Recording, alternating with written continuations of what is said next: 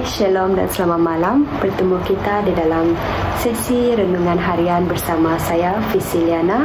Dan tajuk renungan saya pada malam hari ini ialah menunggu bersama Yesus. Ya, jadi di dalam kehidupan kita pada masa kini, menunggu adalah salah satu proses di mana Tuhan benarkan kita lalui untuk kita mencapai sesuatu di hadapan kita. Saya boleh katakan bahawa ia bukanlah proses yang mudah, lebih-lebih lagi pada waktu sekarang ini di mana kita punya semuanya di hujung jari kita, di mana saya boleh katakan semuanya kita ingin dapatkan dengan cepat. Ya, jadi sebagai contoh ialah di saat kita mengejar waktu, kita mengejar hari, kita mengejar deadline, itu di mana kita tidak, kadang-kadang kita katakan, aduh cepat betul hari berlalu macam tu. Dan benar, saya juga bersetuju, sangat cepat waktu berlalu dan sangat cepat kita inginkan sesuatu terjadi di hadapan kita. Ya, tetapi di dalam Alkitab ada beberapa tokoh yang kita tahu mereka melalui fasa menunggu. Sebagai contoh yang pertama ialah Abraham di saat dia menunggu untuk mempunyai anak.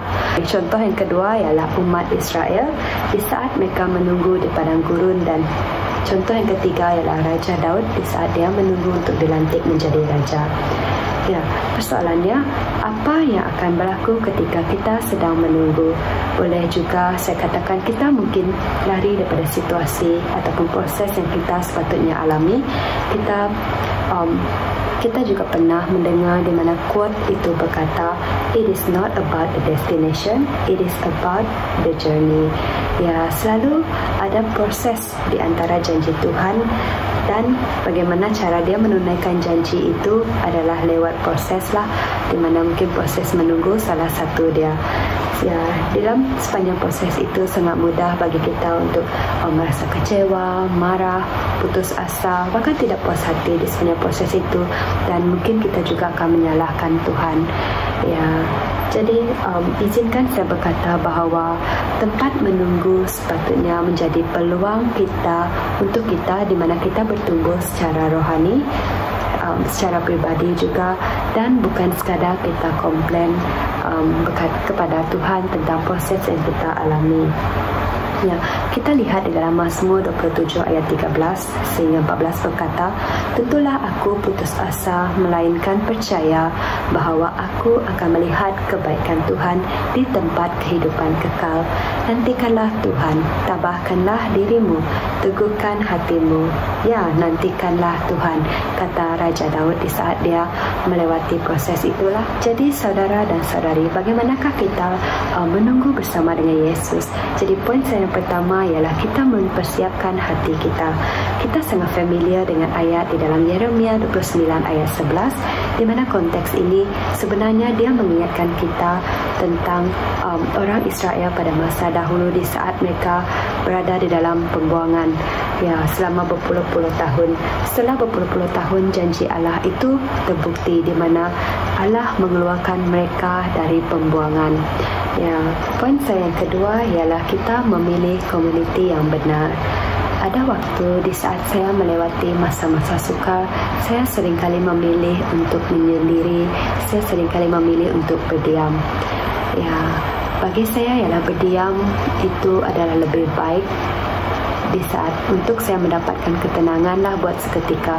Tetapi saudara dan saudari, jika kita mengambil masa yang panjang untuk bersendiri, saya boleh katakan bahawa itu tidak sehat, di mana kepahitan dan kegelapan itu akan bertumbuh dalam pribadi kita kerana kita tidak berjumpa dengan orang di sekeliling kita, kerana kita tidak membenarkan orang kawan-kawan kita untuk berbicara kepada kita.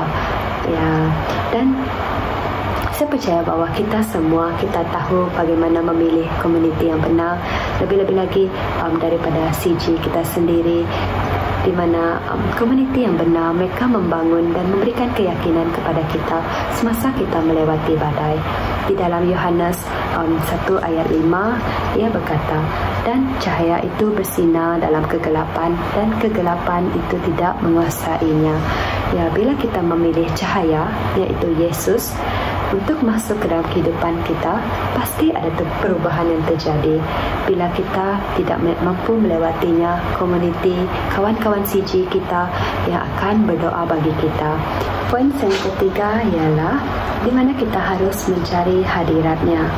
Seringkali kita sebagai anak-anak Tuhan, kita mencari berkat yang Tuhan berikan kepada kita, tetapi mungkin jarang sekali kita mencari hadiratnya. Kita tahu bahwa Tuhan itu selalu ada bagi kita, bahkan Dia begitu dekat dengan kita, di mana kita boleh datang kepada Dia lewat doa, lewat penyembahan, lewat perbualan biasa seperti kita berbicara kepada kawan kita. Mari kita lihat di dalam Perjanjian Lama, di mana Tuhan membawa umat Israel pada waktu itu kepada tanah perjanjian, di mana pada waktu itu umat-umat Israel mereka asyik komplain tentang berapa lama lagi Tuhan, berapa lama lagi Allah, kami harus melewati semua ini, di mana Tuhan sebenarnya sudah berkata kepada mereka pada awalnya, masuk saja ke tanah Kanaan, sudah pasti kamu menang, sudah aku persiapkan, kata Allah pada waktu itu. Tetapi kata Tuhan, ada sesuatu yang Tuhan katakan, tetapi aku belum menyertai lagi, di mana Tuhan itu berkata tentang hadiratnya yang belum menyertai umat Israel pada waktu itu. Lalu Musa menjawab di dalam Keluaran 33 ayat 15, dia berkata, jika hadiratmu tidak memimpin aku, janganlah kami dibawa pergi dari sini. Dari manakah orang akan tahu bahwa engkau berkenan kepadaku, yaitu aku dan umat-umatmu ini? Bukankah kerana kehadiranmu menyertai kami, maka kami, yaitu aku dan umatmu ini dibezakan dari semua bangsa yang ada di muka bumi ini? Padahal di mana Musa berkata dia tidak akan sekali-kali pindah kalau Tuhan tidak menyertai dia. Tuhan sudah offer supaya Tuhan sudah offer di mana doa-doa orang Israel akan tercapai, tidak perlu menunggu, cuma dia belum menyertai lagi. Tetapi dengan iman Musa menjawab bahawa dia sanggup menunggu daripada doanya terjawab, tetapi tanpa hadirat Tuhan menyertai. Ya, izinkan saya sekali lagi mengulang bahawa Musa sanggup menunggu daripada doa dia terjawab, tetapi hadirat Tuhan tidak ada. Ya, di dalam Keluaran, jika kita lihat dalam Keluaran 33, hadirat Tuhan lebih lagi daripada berkatnya.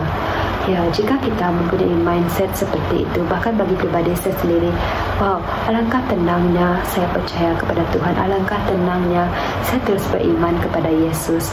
Ya. Mari kita reflect pada waktu yang kebelakang. Mari kita ingat bagaimana penyertaan Tuhan awal-awal.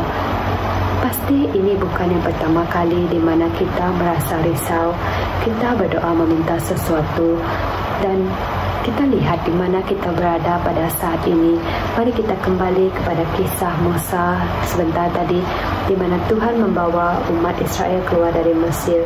Kita melihat lewat daripada proses itu, Tuhan menunjukkan kepada Musa dan umat Israel tentang mujizat yang begitu besar, di mana di saat mereka menyeberangi Lautan Merah, itu sangat luar biasa lah bagi saya secara pribadi. Ya, saya percaya bahawa pikiran Tuhan itu tidak terselami, bahkan Dia tahu yang terbaik. Walau apapun yang kita tunggu yang sekarang ini mungkin tidak terjadi, kita tahu bahawa kita mahu tetap percaya kepada Dia, bahawa Dia tahu yang terbaik bagi kita. Mari saya tutup kita dengan doa. Haleluya Tuhan Yesus, Bapa Syurgawi, terima kasih ya Tuhan atas firman-Mu. Engkau mengingatkan kami bahawa kami harus tetap sabar di dalam menunggu, bahkan di mana Engkau berkata bahawa kasih itu sabar. Biarlah Tuhan kami terus menanti dengan kasih, hati yang penuh dengan kasih, hati penuh dengan kesabaran yang datang daripada Engkau Bapa. Tuhan, saya serahkan setiap yang mendengar renungan pada malam hari ini, apapun cabaran, apapun proses yang mereka sedang alami, mereka sedang lalui pada saat ini, biarlah Tuhan Engkau yang menjadi kekuatan mereka Tuhan. Roh-Mu Tuhan itu selalu menopang setiap pribadi mereka Bapa.